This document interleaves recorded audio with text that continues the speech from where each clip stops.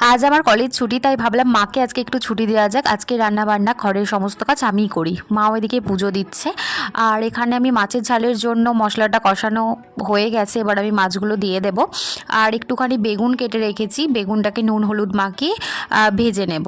আর ইন্ডাকশানে মা অলরেডি ভাতটা করে নিয়েছে সকালবেলা, আর আমি এই ভাত নামাতে পারি না, তার জন্য মা এই কাজটা করে রেখেছে। মা টুকিটাকি আস্তে আস্তে অনেকগুলো কাজই করে রেখেছিল। তারপর ভাত টাত খেয়ে চলে এসেছি রোদে বসে বসে একটু লেবু খেতে। লেবুর এই জামা প্যান্টগুলো সব খুলে নিয়েছি, ওকে পুরো একদম উলঙ্গ করে দিয়েছি। এবার আমি এটাকে খেয়ে নেবো।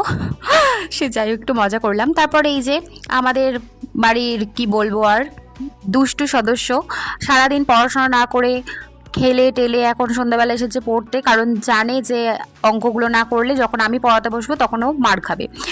আর তারপর 25শে ডিসেম্বর অনেকগুলো কেক কানা হয়েছিল, তো তার মধ্যে এই কেকটা বেঁচে রয়েছে। এবার খেয়ে নেবো এই কেকটা। তো একটা লাইক করে দিও, সাবস্ক্রাইব করে দিও, বাই।